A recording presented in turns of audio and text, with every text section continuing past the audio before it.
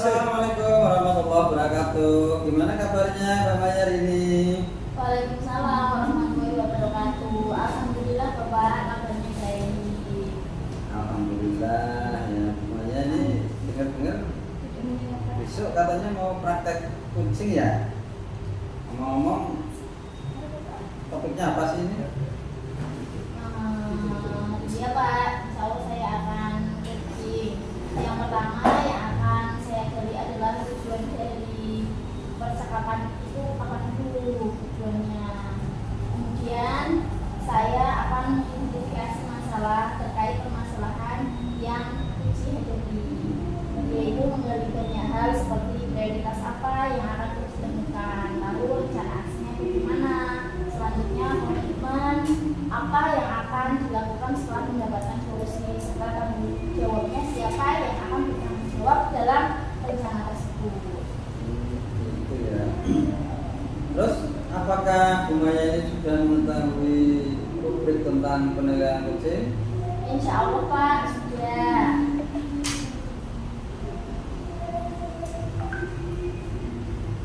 Apa saja itu tentang kriteria rubrik penilaian pada saat percakapan kucing itu ya nanti?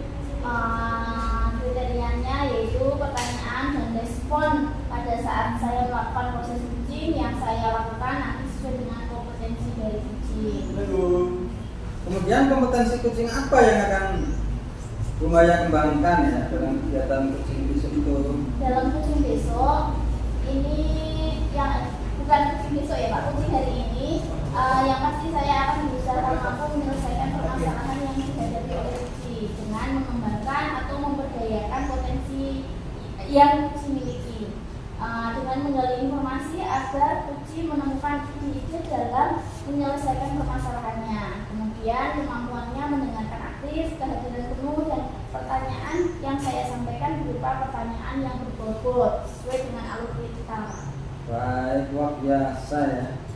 Nah sekarang coba ceritakan kompetensi yang paling ingin dicapai oleh Bu Maya dalam melakukan kucing besok nanti.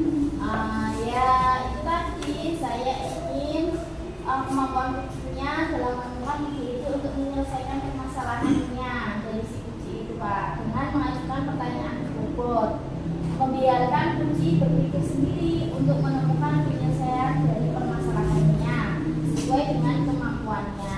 Kompetensi yang si kucing miliki, saya juga ingin meningkatkan kemampuan kucing saya, terutama pada kompetensi bersikap terbuka dan rasa ingin tahu. Oke, baik sekali ya Bu Maya ya. Rupanya Bu Maya ini sudah siap ya. Dan kalau saya amati ada beberapa indikator yang harus Bu Maya capai ya, dalam kucing besok. Apa sih indikator yang mau dicapai? Saya berusaha tidak menghakimi, berasumsi, atau menganalisis pemikiran orang lain, mampu menerima pemikiran dari orang lain dengan tenang dan tidak menjadi emosi, tetap mengajukan rasa ingin tahu, dan juga dalam kegiatan kucing ini tidak mendapatkan solusi dan ide dalam penyelesaian masalah yang ada. Saya hanya memberikan penguatan memotivasi serta penyamanan agar kucing dapat menyelesaikan permasalahan yang dia hadapi dengan baik. Baik, bagus sekali ya Bu Maya.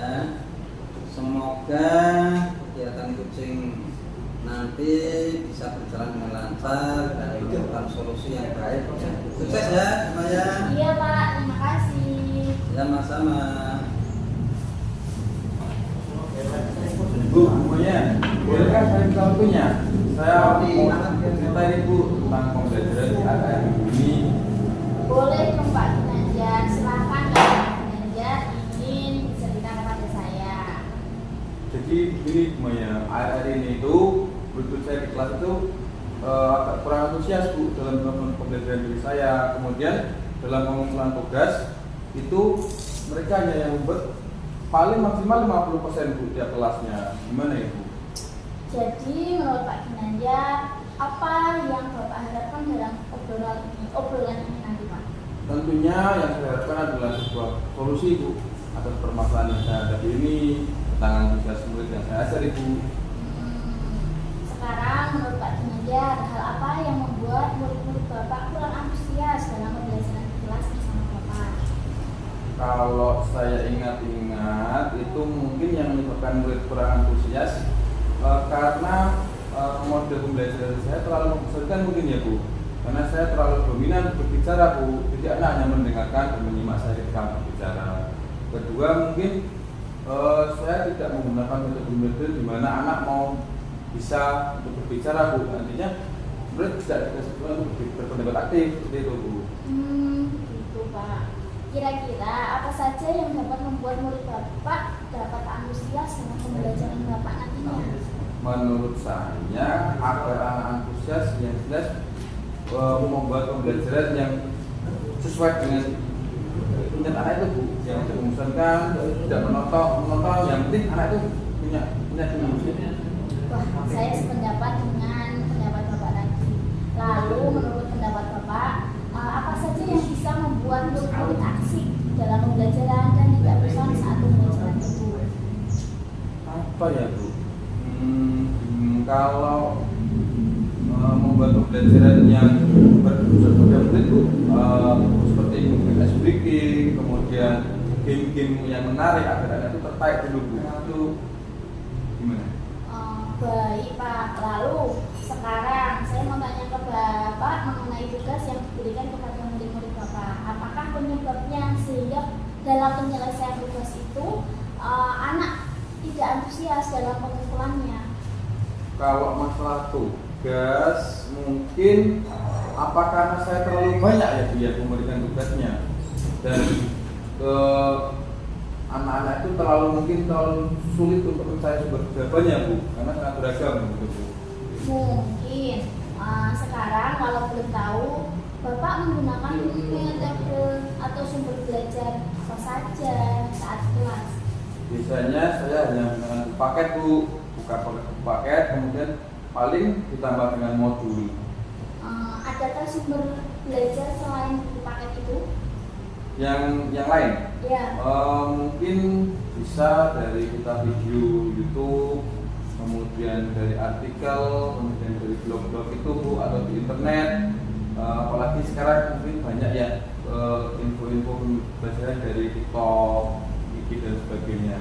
Nah, betul sekali Pak. Supaya saya yakin sekali Bapak bisa menggunakan berbagai macam sumber belajar, pasti akan membuat murid-murid antusias.